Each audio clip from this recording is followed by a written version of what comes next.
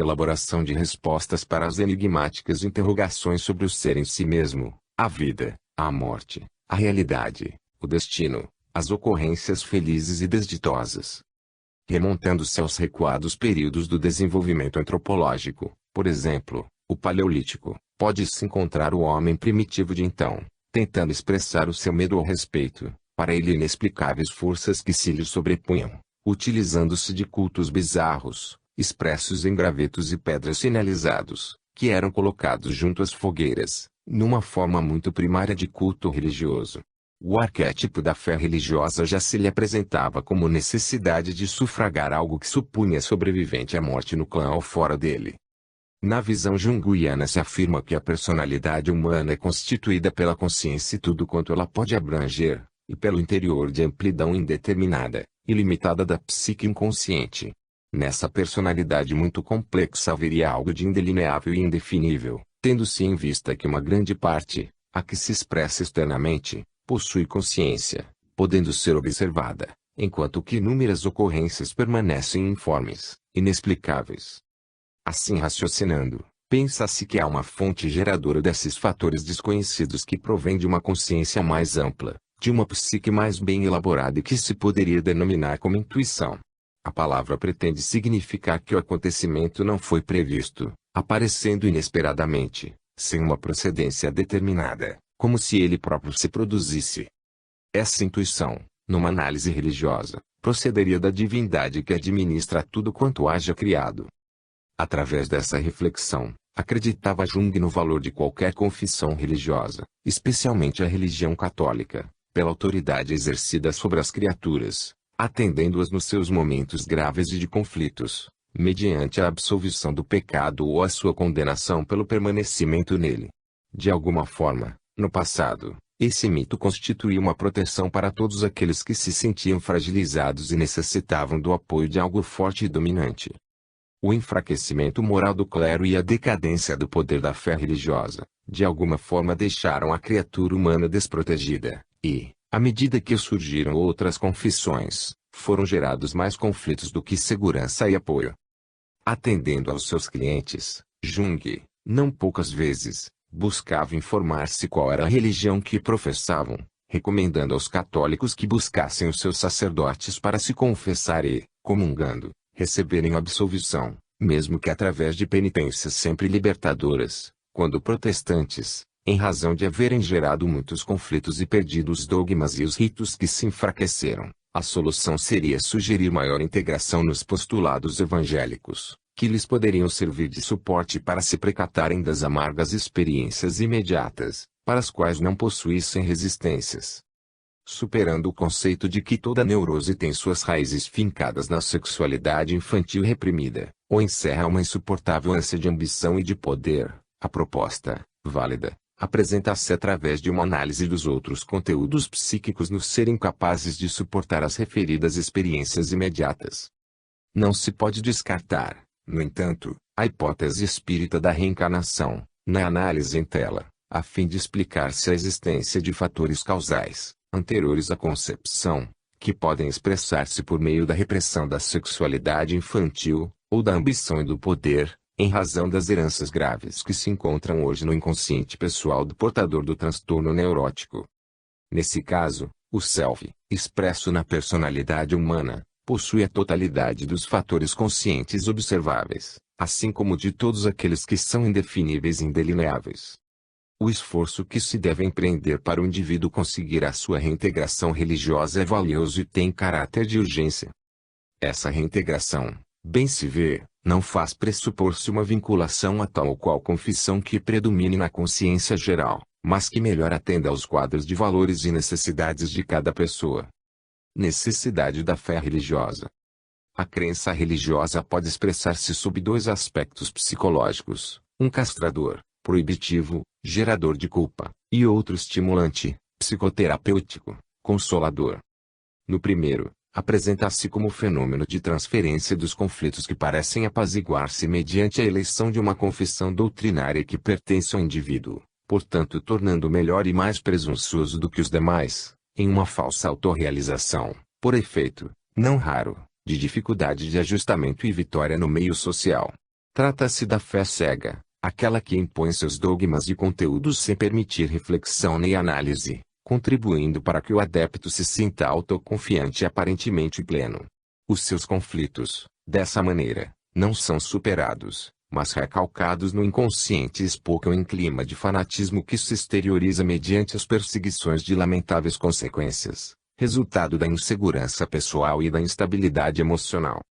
No segundo, oferecendo oportunidade de reflexões e aprofundamentos luminosos, estabelece parâmetros de segurança através da contribuição dos estudos científicos, que demonstram a realidade dos seus postulados doutrinários. Suportando os desafios experimentais em laboratórios, torna-se racional e lógica, pois que possui um suporte filosófico para explicar as ocorrências morais, sociais, do destino, do sofrimento e as infinitas possibilidades de triunfo em relação ao futuro. Evidentemente, não se trata do triunfo apenas material, mas, conforme acentuou Jesus, que ele vencera o mundo, portanto, de um triunfo interior. Essa ânsia tresvairada e patológica de vencer no mundo econômico, social, político ou sob qualquer aspecto material em que se apresente, gera conflito, porque desenvolve a ansiedade mórbida. A vitória, porém, sobre o mundo das paixões, das disputas perturbadoras, eis a proposta psicoterapêutica da fé religiosa, que faculta a compreensão das ocorrências negativas, ensejando resignação ante aquelas que não sejam as esperadas, as agradáveis, mas que, bem compreendidas, podem ser dinamicamente transformadas em recursos de harmonia e de bem-estar. São muitos os conflitos e transtornos psicológicos desencadeados pela fé religiosa totalitária, excessivamente dogmática, imperiosa, por inibir os valores da personalidade e bloquear o discernimento da psique. No entanto, tendo-se em vista os diferentes níveis de consciência em que transitam as pessoas, algumas que ainda se detêm na consciência de sono, impossibilitadas psicologicamente de altos voos de discernimento e de identificação, submetem-se pelo medo à boa conduta, aos valores impostos, retendo os impulsos primitivos que, sem esse controle arbitrário, as levaria a situações deploráveis, qual ocorre a miúde com aqueles que se encontram divorciados desses procedimentos religiosos. Com tendência inata a temerem para acreditar, em vez de crerem por amar, essas criaturas operam interiormente uma transformação moral para melhor, evitando os vícios turbulentos, tendo como suporte a fé fanática, e nela sentindo-se saudáveis e realizadas até o tempo em que dura essa aceitação, podendo ocorrer-lhes a morte durante esse comportamento. Morte, aliás, que aceitam sem pânico ou ansiedade. Esses fiéis são mais resistentes aos transtornos depressivos que conduzem ao suicídio, porque apoiam-se na crença da imortalidade, esperando a consumpção natural aquela provocada pelo gesto insano. Em sentido oposto, as pessoas que não se firmam em expressão religiosa alguma, quando surpreendidas pelos fenômenos psicopatológicos ou pelos desastres morais, sociais, econômicos, que, às vezes, os desencadeiam, possuem menos estrutura emocional, atirando-se, desesperadas, no fosso profundo da autodestruição. Nesse, como em outros fenômenos humanos, sempre ocorrem exceções que, dessa forma, confirmam a regra geral. A fé religiosa segura, resultado da experiência pessoal com a transcendência, faculta uma perfeita integração do ego com o self, auxiliando no deciframento de muitas incógnitas íntimas, que desaparecem, eliminando possíveis fatores de insegurança emocional. Esse encontro com a transcendência pode ser denominado como experiência mística, aquela que dilata os horizontes do psiquismo na direção de outras realidades não palpáveis, no entanto, existentes e vibrantes no universo. Na análise entre o dogma religioso e o fato científico, não poucas vezes se tem afirmado que o primeiro, porque impõe e abrange a totalidade, e sendo irracional, porque afirma e reproduz a existência psíquica, possui mais poder psicológico sobre o indivíduo do que a ocorrência racional que produziu a teoria em que se expressa. Nesse dogma estariam todos os arquétipos ancestrais das experiências da gnose exteriorizada nas variadas revelações espirituais de todos os tempos. E esse fenômeno encontra-se no âmago de todas as religiões do passado e do presente. Isto porque os fenômenos despertaram o ser humano antes que ele se desse conta da sua possibilidade. Sonhos, aparições, desdobramentos da personalidade e viagens astrais, transes espontâneos que sempre aconteceram na história da humanidade. Essas ocorrências sucederam mesmo sem a compreensão daqueles por quem se expressavam. O dogma religioso teria o conteúdo genérico de todas as experiências da psique, enquanto que a teoria e o fato científico abrangeriam somente os painéis da consciência, variando, muitas vezes, ou sendo substituídos por outros de mais recente conquista. Procedente do inconsciente, das suas imagens arquetípicas, o dogma religioso pode abordar abstrações que impõem punições à culpa e a liberam através de sacrifícios, mortificações, penitências, que são dramatizados, resultando em processos psicoterapêuticos valiosos. Apesar do sentido positivo do dogma das religiões em determinadas circunstâncias, não se pode negar a excelência da fé religiosa racional, que enfrenta a culpa de forma positiva, analisando a dramatização do pecado e possuindo os instrumentos específicos para a redenção através da reparação do mal que se haja praticado pelo bem que se pode realizar. A análise racional do erro e do pecado, do escândalo e do crime cometidos, enseja a consciência da desnecessidade do sofrimento como mecanismo de libertação, oferecendo, em contrapartida, a ação benfazeja, dignificadora, que levanta a vítima e apazigua o algoz, que reorganiza os valores desrespeitados e equilibra o grupo social, facultando bem-estar naquele que temia e agora ama que se atormentava e ora se acalma.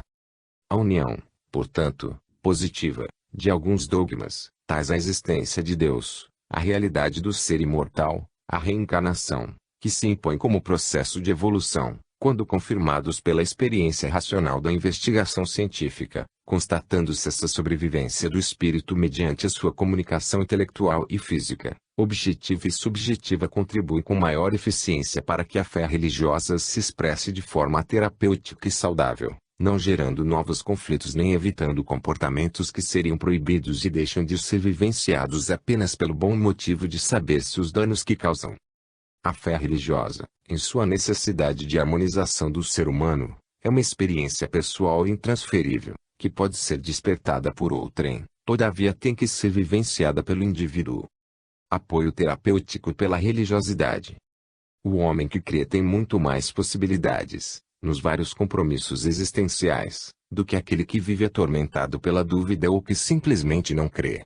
Quando alguém enfrenta uma batalha sem a certeza da vitória, de alguma forma já perdeu uma grande percentagem de probabilidades para triunfar. Os próprios conflitos perturbam-no e o impedem de discernir com claridade, bem como de agir com segurança. Um dos fatores de desequilíbrio do comportamento é a tensão, resultado da ansiedade mal controlada. Nesse estado de tensão, o indivíduo pode ser acometido pelo medo e tornar-se perigoso para si mesmo, assim como em relação aos outros. Há nele uma perda do sentido da autocrítica e, dessa forma, torna-se incapaz de compreender psicologicamente a situação em que se encontra. Algumas vezes, percebe inconscientemente a presença de forças perturbadoras e conflitos, expressões de má consciência, que o podem levar a situações graves e atitudes criminosas. A fé religiosa, a católica, por exemplo, pode auxiliá-lo, em razão da confissão, que lhe descarrega a tensão, e da absolvição que o sacerdote lhe oferece e o sacramento eucarístico lhe propicia, tranquilizando-o.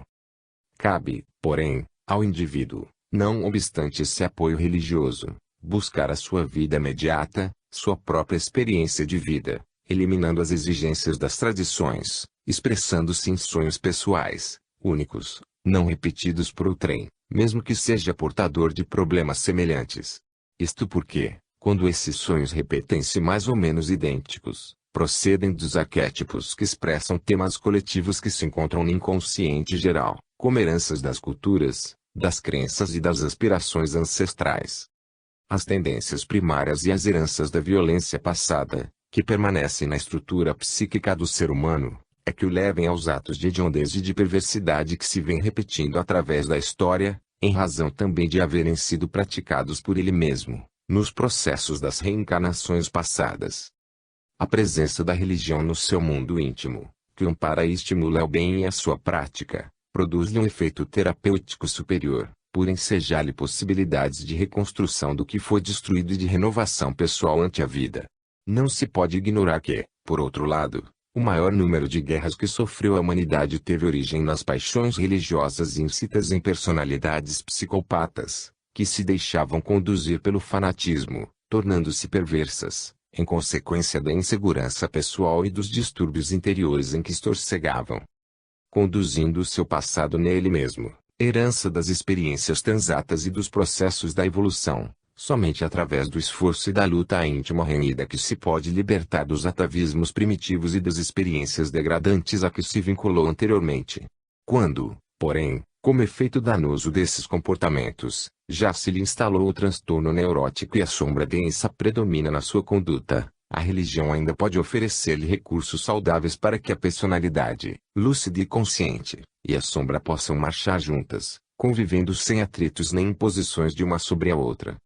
A religião propicia a distinção moral entre o bem e o mal, propelindo o crente para o primeiro, no qual há uma recompensa afetiva, espiritual, que proporciona a alegria de viver.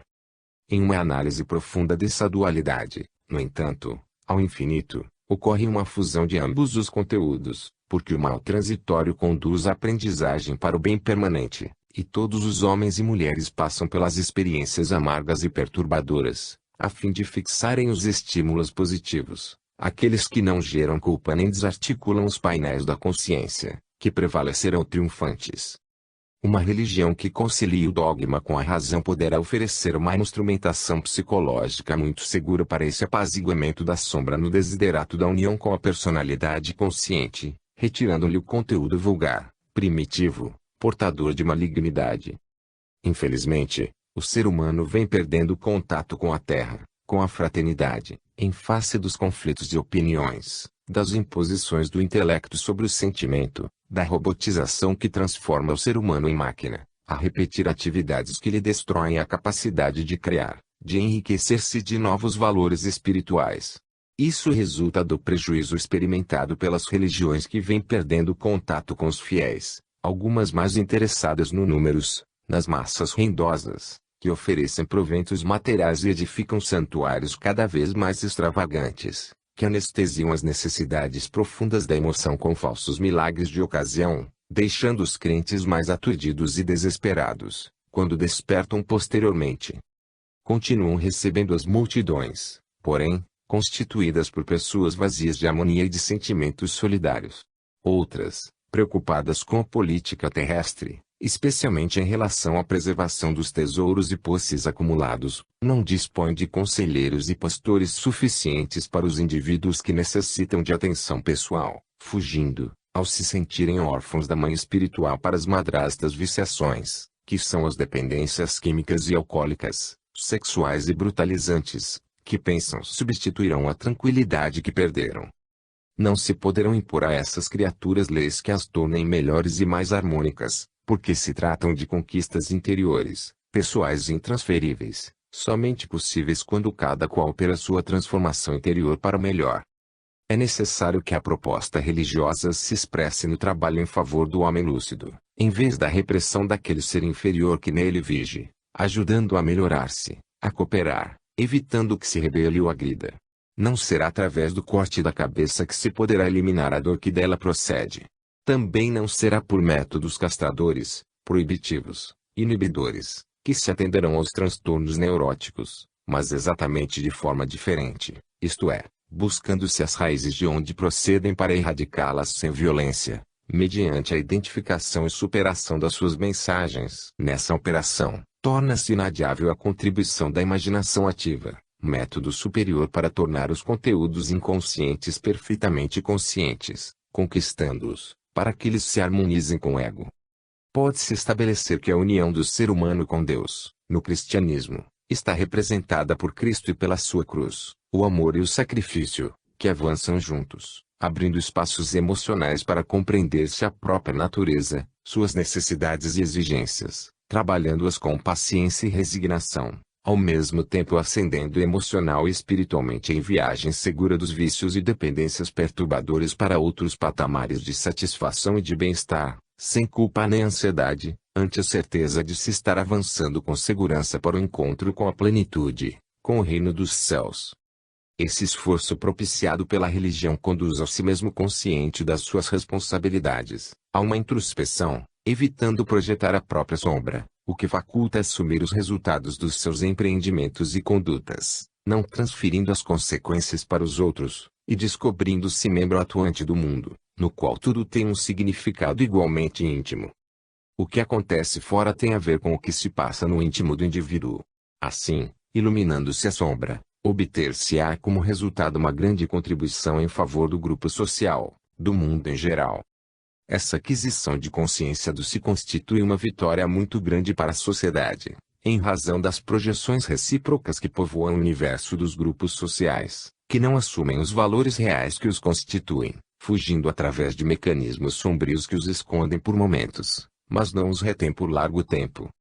Essa função religiosa, a da conscientização espiritual do self, torna-se de excelente resultado terapêutico, auxiliando o ser humano a crescer e desenvolver o seu Deus interno, a princípio viajando em sua direção, internalizando-se, para depois exteriorizar-se e projetá-lo na direção do mundo onde vive. A consciência religiosa espiritista, aqui decorre de uma visão profunda do ser, do seu destino, das possibilidades infinitas que possui e deve utilizar na construção da sua realidade maior, enseja essa a terapia preventiva aos transtornos neuróticos, ao mesmo tempo ajudando a curá-los, quando instalados, mediante a compreensão do que cada um pode e deve fazer por si mesmo na atual trajetória reencarnacionista. Religião e saúde.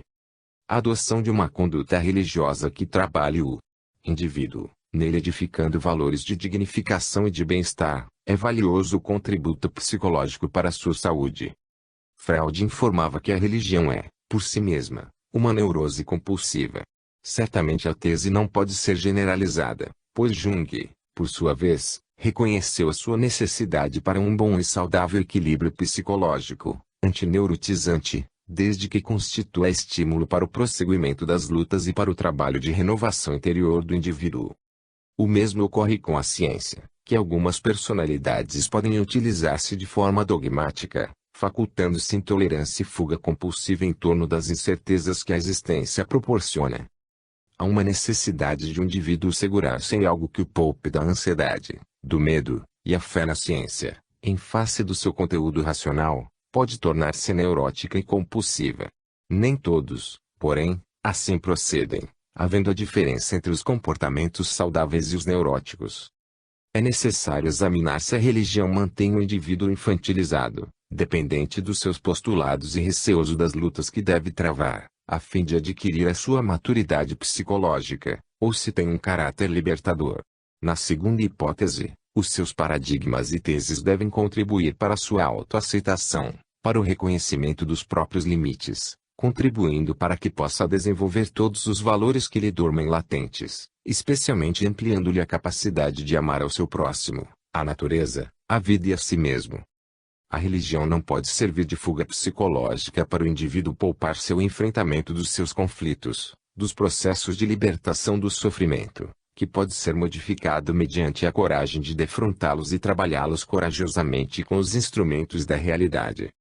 O amor a Deus deverá ser uma manifestação natural que emerge do self e vitaliza o ser total, sem a preocupação de ser amado por Deus, o que pareceria um paradoxo, caso não o fosse amado, quer nele se acredite ou não. Nessa constatação, nesse emergir do inconsciente profundo pessoal, a imagem de Deus todo amor, porque saudável, elimina a necessidade masoquista do martírio, do sacrifício, do sofrimento, como, às vezes, demonstra-se para os outros, que somente se justificam quando as situações impõem o testemunho de fé, isto é, a perfeita coerência entre aquilo em que crê e expressa, e as defecções que lhe são impostas, tornando-se alguém decidido e sem medo ante essas conjunturas, sendo fiel ao comportamento íntimo e externo que adota. Quando a religião liberta do medo e da ansiedade, quando proporciona a coragem natural para o autoenfrentamento, torna-se terapêutica e geradora de saúde. O homem livre busca Deus exatamente porque se encontra em liberdade, e deve avaliar se pode ser conceituado como um espírito, energia suprema ou como um fenômeno da natureza, que se lhe torna uma necessidade compulsiva como ocorre com a dependência do álcool ou de outras substâncias químicas. Feita essa avaliação, e constatando-se que não se trata de um epifenômeno de procedência neurótica, mas de uma realidade na qual se acredita sem qualquer conflito, estabelece-se um vínculo emocional, religando-o a Deus e passando a amá-lo com espontaneidade. A religião, pelo seu sentido de condução ao infinito das origens, no passado, e pela proposta de incomensurável, em relação ao futuro, proporciona experiências de autoidentificação, que se pode considerar como uma verdadeira graça dessa divindade. Obviamente, a vinculação do ser a uma doutrina religiosa não o deve conduzir a qualquer manifestação de fanatismo, que representa o seu conflito projetado para o exterior, em face da insegurança e do medo do enfrentamento do si mesmo.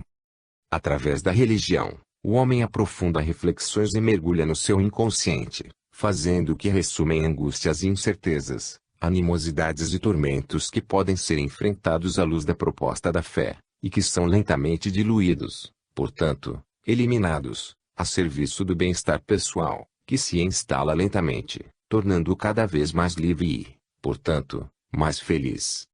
A instalação da fé dogmática, seus fundamentos essenciais, mas racional, porque enfrenta os desafios com tranquilidade, abre espaço ao livre-arbítrio que, do ponto de vista psicológico, nem sempre é realmente livre, em face dos fatores emocionais e orgânicos que influenciam as decisões e as escolhas, os comportamentos e as observações de que se é objeto, variando, portanto, de acordo com as circunstâncias e os níveis de consciência nos quais cada um estagia. Graças à opção religiosa, sem o abandono dos admiráveis suportes psicológicos e psicoterapêuticos, o binômio saúde e doença modifica-se para uma estrutura unitária, que é a saúde, na qual ocorrências transitórias de mal-estar, de enfermidade de qualquer natureza, não afetam o estado normal de equilíbrio e de harmonia psicológica. 11. A individuação. Genericamente, individuação é o processo que tem por objeto individuar, isto é, apresentar e definir qualquer expressão individual. A filosofia antiga, através dos seus mais nobres luminares, tentou encontrar respostas próprias para a individuação. Platão e Aristóteles particularmente, estabeleceram-na como a conquista da importância das questões relativas à articulação da realidade em consonância com os mecanismos desencadeadores das ideias e dos conceitos. Posteriormente, ficou estabelecido que poderia ser encontrada na relação que existe entre os diversos gêneros e espécies, como também na mesma relação entre cada um e a matéria.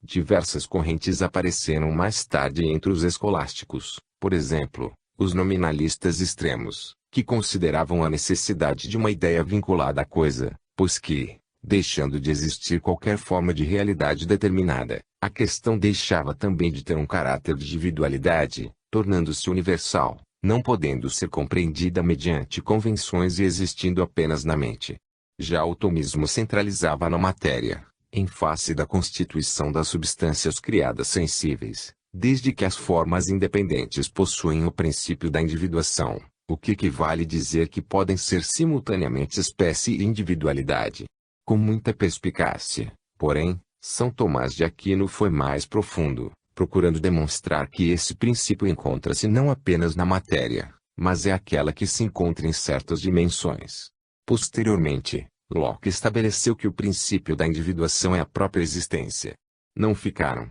porém, aí, as elucidações filosóficas, prosseguindo através de outros pensadores como Schopenhauer, Leibniz, Spinoza. Por fim, o princípio da individuação pretende elucidar que cada indivíduo é diferente dos demais. Toda a trajetória existencial humana tem por finalidade a conquista da individuação, que ainda, do ponto de vista filosófico, pode ser considerada como o processo através de cujo princípio pode se diferenciar o individual do universal, conseguindo-se uma identidade própria. Sob o ângulo psicológico, o princípio da individuação enseja o desenvolvimento de uma pessoa para conquistar a sua realidade própria com as suas características e autônoma sob os vários aspectos considerados. O eminente Dr. Carl Gustav Jung considera, no entanto, a individuação, como todo um processo intrapsíquico duradouro e autônomo, através do qual a psique consciente assimila os conteúdos que permaneciam inconscientes na imensa área do inconsciente pessoal e coletivo. E o momento da conquista da consciência, do discernimento claro, da conscientização do si mesmo. Esse processo pode dar-se naturalmente ou através de cuidadosa psicoterapia. Graças a essa conquista é possível separar a personalidade individual do coletivo, ao tempo em que se adquire consciência de responsabilidade social e humana pelo coletivo. Esse processo é longo e não se dá de um para outro momento. Ainda, Segundo o mestre de Zurique, a primeira fase da existência humana é dedicada ao desenvolvimento e à formação do eu. Posteriormente, a partir dos 40 anos, tem início o crescimento que conduz o ser à conquista de um si mesmo psíquico integrado. Isto não equivale a dizer que muitos indivíduos não consigam a sua realização, que ocorreria somente após a referida idade. Sucede, porém, que na maturidade, quando os conteúdos psíquicos encontram-se com mais harmonia em razão das conquistas psicológicas de toda a trajetória vivenciada, o autoencontro torna-se mais fácil. Casos há, no entanto, em que os distúrbios, por sua vez, mal conduzidos durante toda a existência, nessa fase etária acentuam-se, desencadeando transtornos graves, ainda mais porque se iniciam, mais ou menos, nesse período, as primeiras mudanças orgânicas que respondem pela andropausa e pela menopausa, com as suas variantes que dizem respeito à idade cronológica. A busca da individuação constitui o grande desafio existencial, especialmente para aqueles que conduzem as pesadas cargas procedentes das reencarnações passadas, que desencadeiam conflitos e tormentos que necessitam de conveniente psicoterapia, a fim de serem superados, já que esses fatores ultrapassam os conhecidos conteúdos responsáveis pelos transtornos neuróticos e psicóticos. No espírito, portanto, jazem as causas profundas do desequilíbrio que deve ser revertido durante o processo libertador pela individuação. O ser humano e o self. O nobre Maslow estabeleceu uma hierarquia de necessidades, através de cuja escala, aquelas de natureza fisiológica mais primárias estariam embaixo, enquanto que aquelas outras, que dizem respeito à segurança, à realização do amor e do bem se encontrariam acima, culminando na mais elevada, a que diz respeito à realização pessoal, que se estabelece quase no ápice da sua pirâmide, que representa as diversas necessidades humanas.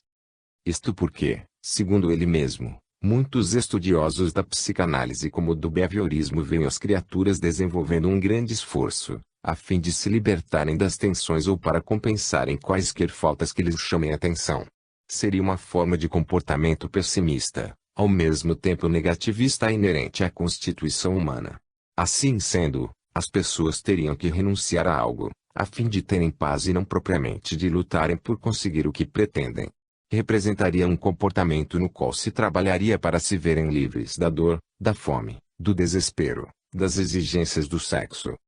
Assim, Maslow designou essas como necessidades deficitárias, nas quais subjaz a busca da realização social, de prazer, de promoção na comunidade. Dever-se-ia conseguir as coisas pelo que elas mesmas significam, pelo bem-estar que produzem, pelo sentido de estimulação que proporcionam, como os esportes, as viagens, as leituras edificantes, os intercâmbios espirituais e emocionais, constituindo experiências enriquecedoras pelos seus conteúdos intrínsecos. Nisso haveria diferença entre os seres humanos e os animais outros, em razão desses últimos buscarem a satisfação somente através da eliminação da fome, da descarga sexual, jamais através de outros valores que são próprios do ser pensante. E óbvio que a presença da dor de qualquer matiz atormenta e dificulta que alguém possa fruir o bem-estar que decorre da estesia, da beleza, da arte, das ações enobrecedoras. Na visão do nobre estudioso, as pessoas somente se interessariam pelas conquistas das necessidades mais elevadas após terem as baixas, as fisiológicas, satisfeitas. Trata-se de uma conclusão bastante lógica, todavia, nem todas as criaturas estão incursos na observação perspicaz, porque muitos artistas, cientistas, estetas, místicos, procuram entregar-se aos objetivos que perseguem, mesmo quando experimentando necessidades, como a fome, a dor, a perseguição gratuita, etc. A realização pessoal, nessa pirâmide de Maslow, é a penúltima conquista, como a necessidade que precede as experiências limite. No entanto, essas experiências limite somente se fazem possíveis, após a realização pessoal e quando todas as demais encontrarem-se atendidas, especialmente aquelas, as mais baixas, fome, sede, dor, segurança, apoio, estiverem resolvidas. O self na concepção humanista, é igualmente muito importante, exatamente por proporcionar uma experiência subjetiva, que pode ser interpretada pelo que se sente e se anela neste momento e onde se encontra. Segundo essa conceituação, O si próprio desenvolve-se na primeira infância e prossegue envolvendo o sentido de si mesmo do indivíduo, o que lhe constitui o eu, como a força que o propele para a tomada ou não de decisões e de comportamentos que lhe constituem os desafios existenciais. Igualmente assume o conteúdo do si próprio desse indivíduo como uma espécie de objeto, o mim, que é identificado e desperta afeição ou repulsa, que é percebido, e aceito ou recusado. Foi Rogers quem estabeleceu que o mais relevante objetivo para a conquista da saúde mental é a realização pessoal do si próprio. Para essa aquisição, deve a criança, desde cedo, mediante a educação no lar, receber uma atenção cuidadosa, incondicional, para que se sinta aceita sem qualquer reserva. Como nem sempre será possível concordar com tudo quanto a criança faz, crê Rogers que sempre haverá uma condicional, uma negociação, embora inconsciente entre os pais e ela, quando aqueles propõem determinadas condições para o amor, como a criança ser bem procedida, estudiosa, asseada, obediente, o que suprimiria na mesma alguns componentes do si próprio, a fim de ser bem recebida, o que a levaria a determinados comportamentos confusos e sentimentos de aflição, por não poder identificar o seu valor real. Inegavelmente, o ser humano é o self, que lhe sintetiza todos os valores, como resultado de um largo processo evolutivo, no qual se daria uma unidade entre o consciente e o inconsciente. Ele é o regulador da totalidade, síntese de todas as aspirações e aspectos da personalidade, expressando-se de forma equilibrada no relacionamento com as demais criaturas e com o meio ambiente no qual se vive. A busca da perfeita integração da consciência com a inconsciência para a mais elevada expressão do self constitui o desafio da existência humana, na sua marcha ascensional mediante o inevitável processo antropossociopsicológico. As dificuldades e os impedimentos, os tormentos e as perturbações, os transtornos e os limites normais que caracterizam o ser, lentamente são trabalhados e corrigidas as imperfeições de forma que se possa alcançar a meta. A psicologia profunda, assim como a humanista transpessoal, facultando percepções para a visão espiritual inerente à criatura terrestre, propiciam-lhe o autoexame, o conhece-te a ti mesmo, de modo que sejam desmascarados os artifícios do instinto e estabelecidos os princípios ético-morais da razão, auxiliando a conquista de todos os tesouros que lhe jazem adormecidos. Nesse largo processo de evolução e de aprimoramento, a reencarnação enseja a lapidação das mazelas, burilando os sentimentos, desenvolvendo as emoções que passam a comandar as sensações e libertar das sombras tormentosas, impulsionando o ser para a conquista do luminoso, do samadhi, do reino dos céus. A saúde integral. Considerado o ser humano um conjunto de elementos que se aglutinam para tornar-se uma realidade no campo da forma, é constituído, conforme já referido, pelo princípio inteligente do universo ou espírito, por uma espécie de envoltório semimaterial ou perispírito e pela matéria ou corpo somático.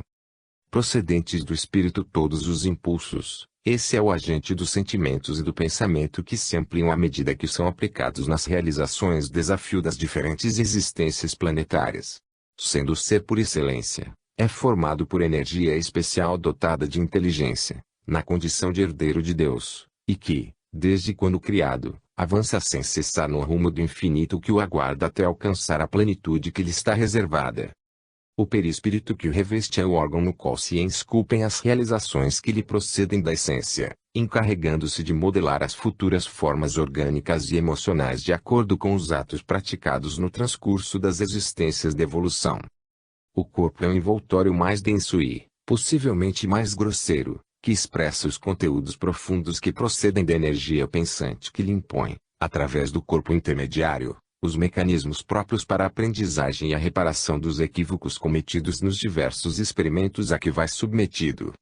Por consequência, o ser humano é todo um complexo de elementos que se interdependem e se interligam, no entanto, colocado num contexto do qual não se pode evadir.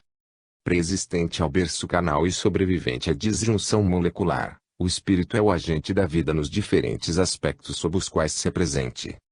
Herdeiro de todas as realizações, seus pensamentos, palavras e atos programam os acontecimentos que o capacitarão para a vitória sobre o primarismo em que se apresenta nos primeiros cometimentos da evolução, tornando-se cada vez mais portador do conhecimento divino que nele jaz e das possibilidades superiores que igualmente se lhe encontram latentes. A visão desse ser integral, não apenas da forma que sofre contínuas transformações, confere-lhe incontáveis oportunidades de aprimoramento que acena a felicidade possível de ser alcançada. À medida que desenvolve os valores espirituais e morais que o exornam pela procedência divina, promove o progresso da terra e da sociedade que compõe, facultando-se novos e admiráveis eventos propiciadores de avanços mais significativos, porque as conquistas enobrecedoras, na ciência, na arte, no pensamento, sempre se multiplicam por si mesmas, não seguindo a horizontal dos processos mecânicos e automáticos. A cada novo desempenho, mas se ampliam os recursos que facultam avanços mais expressivos, impulsionando sempre para adiante. Enquanto se demora nas faixas mais primevas, a marcha se faz lenta, porque são muitos os impedimentos a vencer. No entanto, quando desabrocha a razão e se desenvolvem os painéis da consciência, com maior celeridade os acontecimentos têm curso e os avanços se tornam muito mais significativos. Há, por isso mesmo, um incessante enriquecimento de valores que tornam a existência digna e bela. Apesar disso, a obstinação nos instintos primários, quando a razão e os sentimentos se desenvolvem, ficando subjugados pelas paixões, atos vergonhosos de crueldade e de insensatez são realizados, gerando consequências que se transferem de uma para outra existência, em razão de a vida ser apenas uma, quer se esteja no corpo somático ou fora dele. A lei de causa e efeito, que é a lei da natureza, imprime os seus códigos em nome da divina justiça e a criatura sofre os efeitos malsons dos seus impulsos não controlados, das suas ações infelizes, da sua persistente rebeldia em não aceitar os convites superiores da ordem e do dever. Graças a essa lei, cada qual faz disso o que lhe apraz, com direito a realizar o que lhe pareça próprio, espontaneamente, porém retornando pelo mesmo caminho para recolher a desditosa sementeira, quando forem maus os seus atos, ou coletar as flores e frutos de alegria, quando os produzirem mediante o adúbio do amor. Dessa maneira, os distúrbios de toda procedência sejam orgânicos, emocionais, mentais, e as ocorrências se apresentem como felicidade ou desdita, alegria ou tristeza, famílias cruéis ou ditosas, afetividade compreendida ou rejeitada, infortúnios ou bênçãos resultam das próprias realizações do ser eterno que se é, não havendo lugar para as fugas espetaculares que se pretendam, escapando-se aos resultados das opções anteriores. Mediante um contingente de provações ou novas experiências sob o talante dos sofrimentos, porém, com excelentes possibilidades de recuperação, ou através das expiações que encarceram os calcetas nos limites impostos ao corpo ferido pelos dardos perversos dos atos transatos, o espírito cresce e desenvolve os seus potenciais, porque é irreversível a lei de evolução.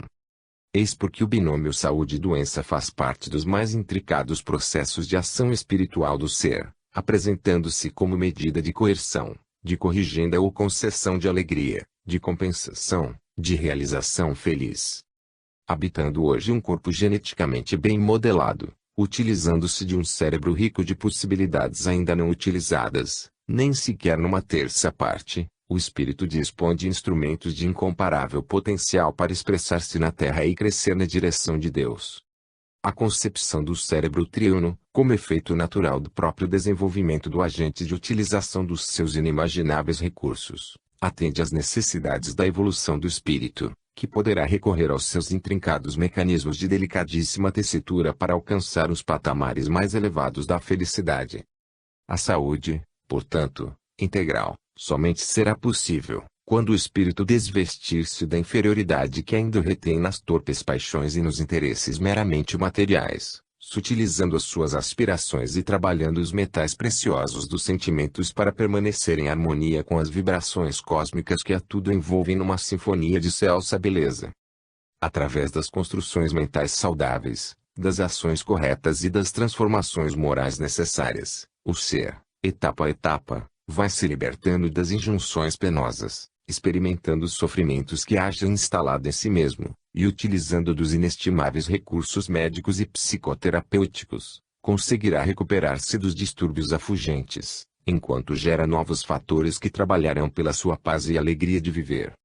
A saúde integral encontra-se, pois, ao alcance de quantos desejem sinceramente autovencer-se, seguindo os procedimentos morais e espirituais que a vida oferece. E toda vez que se engane e se perturbe, recorrendo aos métodos das ciências correspondentes, que são recursos oferecidos pelo Criador, que não deseja a morte do pecador, mas sim a do pecado, isto é, que sempre ampara aquele que erra, nele trabalhando a correção do fator de perturbação e de insônia de que se faça instrumento.